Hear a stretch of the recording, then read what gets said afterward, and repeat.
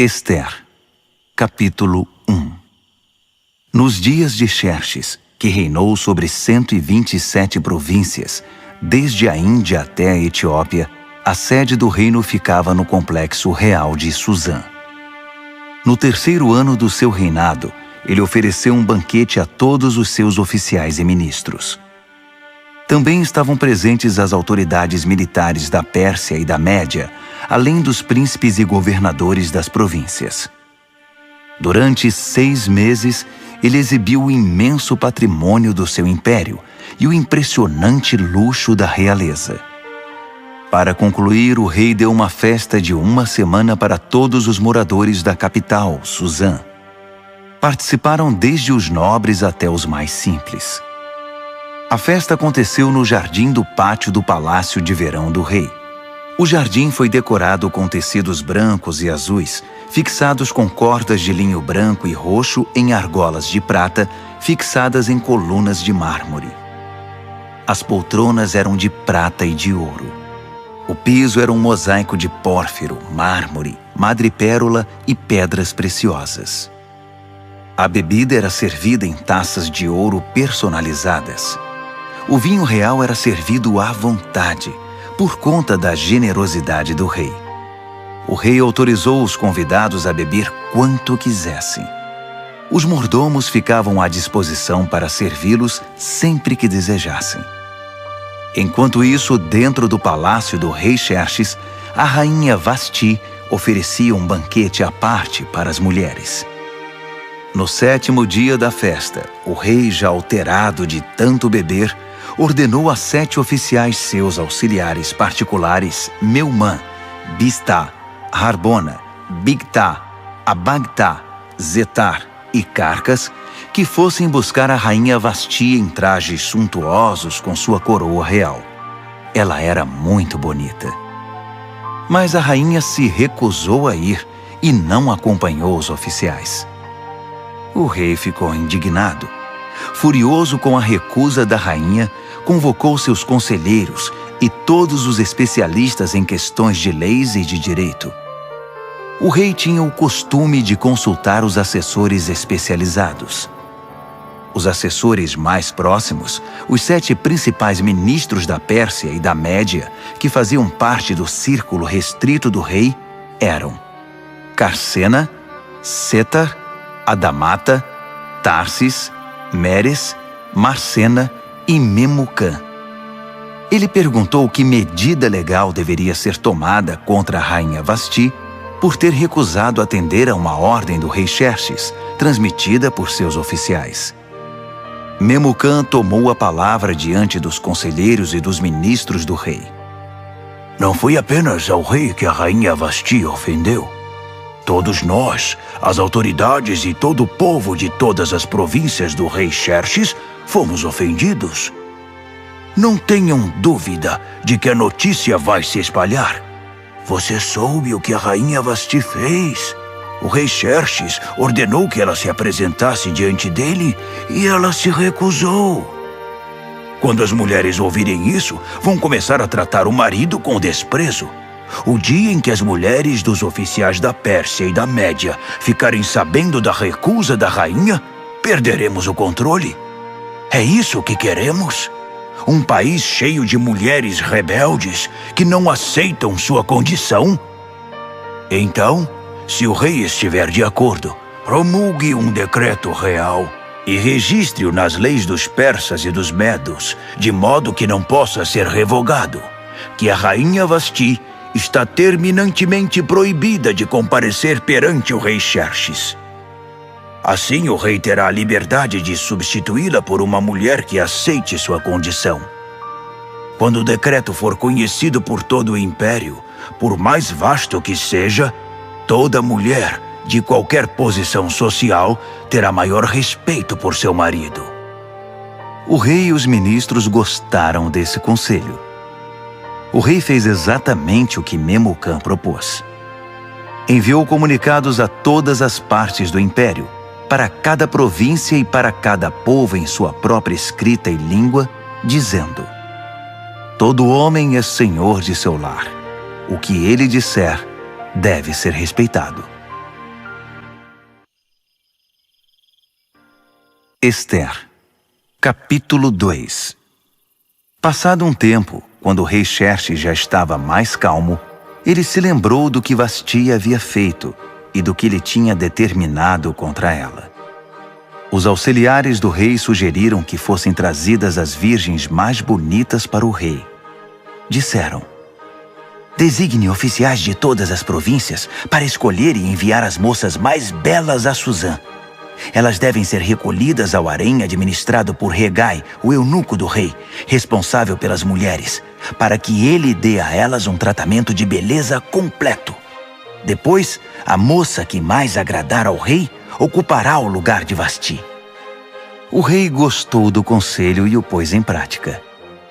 Havia um judeu que trabalhava no complexo real de Suzã chamado Mardoqueu. Ele era filho de Jair, filho de Simei, filho de Quis, da tribo de Benjamim. Seus antepassados foram levados cativos de Jerusalém pelo rei Nabucodonosor da Babilônia com o rei Joaquim de Judá. Mardoqueu criou sua prima Hadassa, que não tinha pai nem mãe. Ela era também conhecida pelo nome de Ester. Era elegante e muito atraente. Depois da morte dos pais dela, Mardoqueu a adotou como filha. Quando a ordem do rei foi divulgada, muitas moças foram levadas para o complexo real de Suzã e entregues a Hegai, encarregado de cuidar das mulheres. Ester estava entre elas. Hegai se agradou de Ester e deu uma atenção especial à moça. Submeteu-a a tratamentos de beleza, determinou uma dieta especial para ela, chamou 7 moças do palácio para servi-la e designou um quarto separado para ela e as moças. A conselho de Mardoqueu, Ester não disse nada a respeito da sua origem ou do seu povo. Todos os dias, Mardoqueu passava pelo pátio do harém para saber de Ester e ter notícias dela.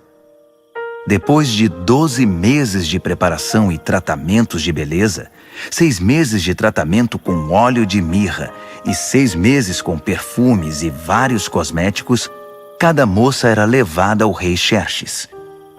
Quando chegava a vez de uma moça comparecer diante do rei, ela podia levar consigo para o palácio do rei o que quisesse. Ela ia à tarde e na manhã seguinte era encaminhada para outro harém, supervisionado por Sasgás, o oficial do rei encarregado das concubinas. Ela nunca mais voltava à presença do rei, a não ser que o rei gostasse dela e a chamasse pelo nome. Na vez de Ester, filha de Abiail, tio de Mardoqueu que a adotou como filha, ela não quis levar nada, a não ser o que Hegai, o encarregado do harém, recomendou. Ester, com seu comportamento, conquistava a admiração de todos os que conviviam com ela. Ela foi levada ao rei Xerxes no palácio real no 10º mês, no mês de Tebete, no 7º ano do seu reinado. O rei apaixonou-se por Ester, muito mais que por qualquer outra mulher ou outra virgem. Ele entregou a coroa real a ela e a constituiu rainha no lugar de Vasti. Em seguida, o rei ofereceu um grande banquete a todos os seus nobres e oficiais. Era o banquete de Ester. Ele decretou o feriado em todas as províncias e distribuiu presentes com generosidade real. Quando as virgens foram reunidas novamente, Mardoqueu estava sentado à porta do palácio. Até então, Ester não havia revelado nada sobre sua origem ou seu povo, conforme Mardoqueu havia instruído. Ela continuava acatando o que Mardoqueu dizia, como na infância, quando foi criada por ele. Certo dia, quando Mardoqueu estava sentado à porta do palácio, Bigtã e Teres, 2 dos eunucos que guardavam a entrada, estavam revoltados com o rei Xerxes e tramaram o assassinato dele. Mas Mardoqueu descobriu a conspiração e a contou à rainha Ester, que levou a informação ao rei Xerxes, dizendo que foi Mardoqueu que tinha descoberto o plano. Depois de investigarem o caso e confirmarem sua veracidade, os 2 homens foram condenados à forca. Tudo isso foi registrado no histórico do reinado, na presença do rei. Ester, capítulo 3. Algum tempo depois, o rei Xerxes promoveu Amã, filho de Amedata, descendente de Agag, ao posto mais alto do seu governo. Todos os oficiais do rei que transitavam pela porta do palácio saudavam Amã, curvando-se e ajoelhando-se conforme determinação do rei, exceto Mardoqueu. Mardoqueu não se curvava nem se ajoelhava. Então os oficiais do rei, reunidos na porta do palácio, perguntaram a Mardoqueu: "Por que você não acata a determinação do rei?" Todos os dias ele era questionado, mas não dava a mínima atenção a eles. Até que alguém foi contar a Amã, para ver se alguém tomava alguma providência. Mardoqueu já tinha dito que era judeu. Quando Amã viu que Mardoqueu não se curvava, nem se ajoelhava diante dele, ficou indignado. Sabendo que ele era judeu, Amã não se contentou em descarregar sua fúria contra um único judeu, e ficou pensando num jeito de eliminar não só Mardoqueu, mas todos os judeus de todo o império de Xerxes. No primeiro mês, o mês de Nisã, no 12º ano de Xerxes, lançaram o Pur, isto é, a sorte, na presença de Amã, para determinar o dia e o mês da execução do plano. Foi escolhido o dia 13 do 12º mês, o mês de Adar. Então Amã expôs seu caso ao rei Xerxes. Há um povo estranho espalhado por todas as províncias do império, que não se enquadra aqui. Seus costumes e seu modo de vida são diferentes dos demais povos. Além do mais, eles não respeitam as leis do rei e representam uma ameaça. O rei não deveria tolerá-los. Se for do agrado do rei, determine que eles sejam eliminados. Eu mesmo me encarregarei das despesas. Depositarei 350 toneladas de prata no Tesouro Real para custear a operação. O rei retirou o anel de selar do dedo e o entregou a Amã, filho de Amedata, de Agag, inimigo número 1 dos judeus. O rei disse a Amã: "Vá em frente. Fique com o dinheiro. Faça o que quiser com esse povo." No dia 13 do primeiro mês, os secretários do rei foram chamados. A decisão foi registrada exatamente como Amã ditou e endereçada a todos os governadores de todas as províncias e às autoridades de cada povo. Foi registrada na escrita e na língua de cada província e de cada povo, em nome do rei Xerxes, e selada com o selo real. Foram enviados os comunicados pelos emissários a todas as províncias do império. A ordem era massacrar, e assim eliminar os judeus, jovens e velhos, mulheres e crianças no mesmo dia, o dia 13 do 12º mês, no mês de Adar, e confiscar todos os seus bens. Em cada província foram publicadas cópias da decisão, a fim de que todos se preparassem para aquele dia. Em obediência à ordem do rei, os emissários partiram. A decisão também foi comunicada no complexo real de Suzã. O rei e Amã sentaram-se para beber, enquanto a cidade de Suzã se alvoroçava com a notícia. Ester, capítulo 4. Quando Mardoqueu descobriu o que tinha acontecido, rasgou a própria roupa, vestiu pano de saco e pôs cinzas na cabeça. Depois saiu para a rua, chorando em voz alta. Ele chegou até a porta do palácio, mas ficou do lado de fora, pois ninguém vestido de pano de saco podia entrar. Enquanto a decisão do rei era divulgada entre todas as províncias, houve muito choro no meio dos judeus. Eles jejuavam, choravam e lamentavam a situação. A maioria deles vestia pano de saco e punha cinzas na cabeça. Os eunucos e as servas de Ester vieram contar o que havia acontecido. A rainha ficou inconformada. Mandou roupas para Mardoqueu, sugerindo que ele abandonasse o pano de saco, mas ele não aceitou. Ester chamou Atá, um dos oficiais do palácio a quem o rei havia designado para assisti-la, e pediu que fosse conversar com Mardoqueu para saber o que de fato estava acontecendo. Atá encontrou Mardoqueu na praça da cidade, diante da porta do palácio. Mardoqueu contou tudo o que tinha acontecido. Informou até a exata quantia de dinheiro que Amã tinha prometido depositar nos cofres do palácio para financiar a execução dos judeus. Mardoqueu entregou uma cópia do comunicado sobre o massacre que fora divulgado em Suzã para que ele o mostrasse a Ester quando fosse apresentar seu relatório e pediu que ela intercedesse perante o rei a favor do seu povo. Atá voltou e contou a Ester tudo o que Mardoqueu tinha dito. Ester conversou sobre o assunto com Atá e depois o mandou de volta a Mardoqueu com este recado.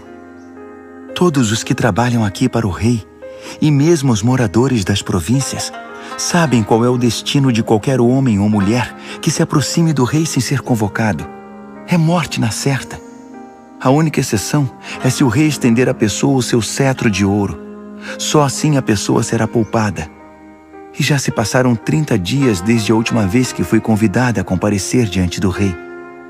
Atá repetiu as palavras de Ester a Mardoqueu, e ele mandou este recado de volta. Não pense que só porque você mora no Palácio Real será a única judia a sobreviver. Se você insistir em ficar quieta numa situação como esta, o socorro e o livramento para os judeus virão de outra parte, mas você e sua família serão exterminadas. Quem sabe não foi justamente para isso que você foi escolhida rainha? Ester mandou dizer a Mardoqueu: convoque todos os judeus que moram em Suzã. Jejuem a meu favor. Não comam nada, nem bebam nada durante 3 dias e 3 noites. Eu e minhas assistentes faremos o mesmo. Se fizerem isso, vou arriscar comparecer diante do rei, mesmo sendo proibido. Se eu tiver de morrer, morrerei. Mardoqueu fez o que Ester havia pedido. Ester, capítulo 5. 3 dias depois, Ester vestiu seu traje real e ficou no pátio interior do palácio, em frente da sala do trono do rei. O rei estava em seu trono de frente para a entrada. Quando percebeu que a rainha Ester estava no pátio, ficou contente em vê-la e estendeu para ela o cetro de ouro que tinha na mão. Ester se aproximou e tocou a ponta do cetro. O rei perguntou: o que você deseja, rainha Ester? Qual é o seu pedido? Prometo dar o que você pedir, mesmo que seja metade do reino. Ester respondeu: se for do seu agrado, venha com Amã participar de um banquete que preparei. O rei disse: chamem Amã imediatamente, para irmos ao banquete de Ester. O rei e Amã foram ao banquete que Ester tinha preparado. Enquanto bebiam vinho, o rei perguntou: então, o que você deseja? Para você, metade do reino não será pedir demais. Pode pedir o que quiser. Ester respondeu: se o rei se agrada de mim e estiver disposto a atender ao meu pedido e meu desejo, quero que amanhã o rei e Amã participem de outro banquete que vou preparar. Então, vou responder com toda a clareza à pergunta do rei. Amã saiu do palácio muito feliz naquela noite. Ao sair, viu Mardoqueu sentado perto da porta do palácio, e este o ignorou. Amã ficou furioso, mas ele se conteve e voltou para casa. Chamou seus amigos e, com sua mulher Zeres, ficou se gabando do dinheiro que possuía, dos muitos filhos, das frequentes homenagens que recebia do rei, da promoção ao posto mais elevado do governo. E acrescentou: além do mais, a rainha Ester me convidou para um banquete particular que ela ofereceu ao rei. Só nós três estávamos lá. Ela também me convidou para outro banquete amanhã. Mas ainda assim, não estarei satisfeito enquanto o judeu Mardoqueu estiver sentado à entrada do palácio. Sua mulher Zeres e todos os seus amigos disseram: Mande fazer uma forca de 20 metros de altura. Fale com o rei logo cedo e consiga dele permissão para enforcar Mardoqueu. Depois vá festejar com o rei no banquete. Amã gostou da sugestão e mandou construir a forca. Ester, capítulo 6. Naquela noite o rei não conseguia dormir e pediu que trouxessem o livro dos registros históricos, o diário da corte, para que pudesse ler. Durante a leitura, deparou com um registro do incidente em que Mardoqueu descobriu a conspiração de Bigtan e Teres, os dois eunucos da corte, guardas da entrada do palácio, que haviam planejado assassinar o rei Xerxes. O rei perguntou: Que recompensa deram a Mardoqueu por isso? Os oficiais do rei que estavam de plantão responderam: Nenhuma. Nada foi feito por ele. O rei quis saber: Tem alguém aí no pátio? Amã havia acabado de chegar ao pátio externo do Palácio Real para conversar com o rei sobre o enforcamento de Mardoqueu, na forca que ele tinha mandado fazer. Os oficiais do rei disseram: Amã está esperando no pátio. O rei respondeu: Tragam-no para dentro. Quando Amã entrou, o rei perguntou a ele: O que seria correto fazer a um homem a quem o rei quer homenagear? Amã pensou consigo mesmo: Ele deve estar querendo me homenagear, pois que outra pessoa seria? Então respondeu ao rei: Faça o seguinte ao homem a quem o rei quer homenagear. Mande trazer uma das vestimentas reais e um cavalo que o rei costuma montar, um que tenha o brasão do rei na cabeça. Depois, entregue a roupa e o cavalo a um dos príncipes mais nobres do rei. Peça para que ele vista o homem a quem o rei quer homenagear e o conduza montado no cavalo por toda a cidade, proclamando: É assim que se faz ao homem a quem o rei quer homenagear. O rei disse a Amã: Pois faça exatamente isso. Não perca tempo. Pegue a roupa e o cavalo e faça o que você sugeriu ao judeu Mardoqueu, que está sempre ali perto da porta do palácio. E não se esqueça de nenhum detalhe do que você sugeriu. Amã foi buscar a roupa e o cavalo. Depois, vestiu Mardoqueu e o conduziu por toda a cidade, proclamando: É assim que se faz ao homem a quem o rei quer homenagear. Encerrada a homenagem, Mardoqueu voltou à porta do palácio, mas Amã correu para casa. Inconsolável, não queria ver ninguém. Quando Amã terminou de contar à sua mulher Zeres e aos seus amigos o que havia acontecido com ele, seus amigos mais sábios e sua mulher Zeres disseram: Se esse Mardoqueu é judeu mesmo, isso é só o começo da sua desgraça. Sentimos muito, mas você não tem chance alguma, já está arruinado. Estavam ainda conversando quando os oficiais do rei chegaram para levar Amã ao banquete que Ester tinha preparado. Ester, capítulo 7. Então o rei e Amã foram participar do segundo banquete com a rainha Ester. Enquanto ainda bebiam vinho, o rei perguntou mais uma vez: Rainha Ester, o que você deseja? Pode pedir até metade do meu reino. Ester respondeu: Se o rei se agrada de mim e for do seu querer, preserve a minha vida e a vida do meu povo. Nós, eu e meu povo, fomos vítimas de um conluio e agora vamos ser massacrados e exterminados. Se tivéssemos sido vendidos como escravos, eu nem teria tocado no assunto, pois o rei não merece ser incomodado com os nossos problemas. O rei Xerxes esbravejou: Mas quem foi que fez isso? Onde está ele? Isso é inadmissível! Ester respondeu: É um inimigo nosso. este mau caráter chamado Amã. Amã ficou aterrorizado diante do rei e da rainha. Furioso, o rei levantou-se, deixou o vinho de lado e saiu para o jardim do palácio. Amã continuou ali, implorando misericórdia à rainha Ester. Ele percebeu que o rei já havia decidido condená-lo e que era o fim da linha para ele. Quando o rei voltou do jardim para a sala do banquete, Amã estava prostrado no sofá em que a rainha se reclinava.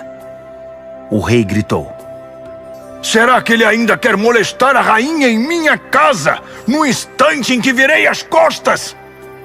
Assim que o rei disse isso, cobriram o rosto de Amã. Harbona, um dos oficiais que estavam a serviço do rei, disse: Vejam, há uma forca que Amã mandou construir para Mardoqueu, o que salvou a vida do rei. Fica do lado da casa de Amã e tem 20 metros de altura. O rei ordenou: Enforquem-no lá! Assim, Amã foi executado na própria forca que tinha mandado fazer para Mardoqueu. Só então o rei se acalmou. Ester, capítulo 8. Naquele mesmo dia, o rei Xerxes deu à rainha Ester todas as propriedades de Amã, o inimigo número 1 dos judeus. Mardoqueu apresentou-se ao rei porque a rainha Ester tinha explicado a Xerxes o relacionamento deles. O rei tirou seu anel de selar, que havia tomado de volta de Amã, e o entregou a Mardoqueu. Ester nomeou Mardoqueu administrador das propriedades de Amã. Ester foi conversar outra vez com o rei. Ela se prostrou aos pés dele e implorou com lágrimas que revogasse o decreto mal-intencionado de Amã, o Agagita, contra os judeus. O rei estendeu o cetro de ouro a Ester. Ela se levantou e ficou de pé diante dele. Ela disse: Se for do agrado do rei e ele tiver alguma consideração por mim, e se isso for certo e o rei tiver algum sentimento por mim, que cancele por escrito a decisão de executar o plano de Amã, filho de Amedata, o Agagita, de exterminar o povo judeu em todas as províncias do rei. Como eu poderia assistir à extinção do meu povo? Como vou suportar a ideia de ver meus parentes massacrados? O rei Xerxes disse à rainha Ester e ao judeu Mardoqueu: Eu entreguei as propriedades de Amã a Ester, e ele foi enforcado porque atentou contra os judeus. Portanto, vão em frente. Escrevam o que acharem melhor a favor dos judeus. Depois, selem com o meu anel. Uma ordem escrita em nome do rei e selada com o seu anel não podia ser revogada. Assim, no dia 23 do terceiro mês, no mês de Sivan, os secretários do rei foram chamados e foi escrita detalhadamente, conforme Mardoqueu ditava, a ordem com respeito aos judeus. Ela estava endereçada a todos os governadores de província e às demais autoridades, desde a Índia até a Etiópia, ao todo 127 províncias. As cópias do documento foram enviadas na escrita e na língua de cada povo, até mesmo para os judeus, de acordo com sua escrita e seu idioma.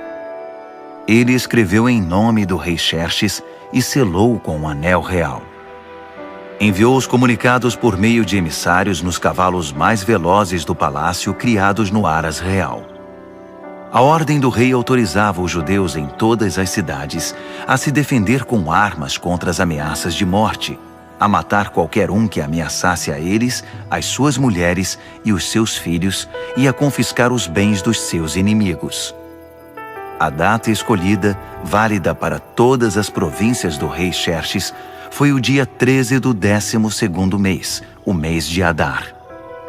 A ordem foi afixada em todos os lugares públicos de cada província, para que todos a pudessem ler.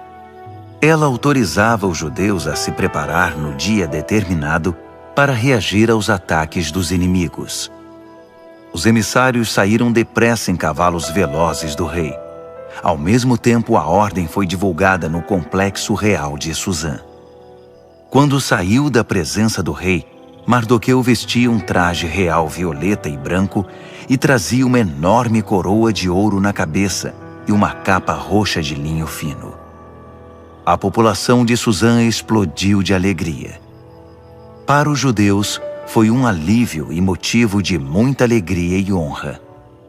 Por todo o império, em todas as províncias, em cada cidade em que a ordem do rei era anunciada, os judeus saíam às ruas para festejar. Por causa disso, muitos não-judeus se tornaram judeus, pois desde então era perigoso não ser judeu. Ester, capítulo 9. No dia 13 do 12º mês, no mês de Adar, a ordem do rei entraria em vigor. Foi justamente o dia que os inimigos dos judeus haviam planejado exterminá-los, mas a situação se inverteu. Os judeus venceram aqueles que os odiavam. Os judeus em todas as cidades espalhadas pelas províncias do rei Xerxes se uniram para atacar os que tentavam matá-los. Ninguém conseguiu derrotá-los, pois todos estavam com medo deles. Além do mais, todos os governadores, as autoridades e os que trabalhavam para o rei apoiaram os judeus por causa de Mardoqueu. Eles o respeitavam muito. A essa altura, Mardoqueu exercia muita influência no palácio. À medida que ele se tornava mais influente, sua reputação crescia entre as províncias. Os judeus causaram muitas baixas nos inimigos. Havia gente morta em todo lugar.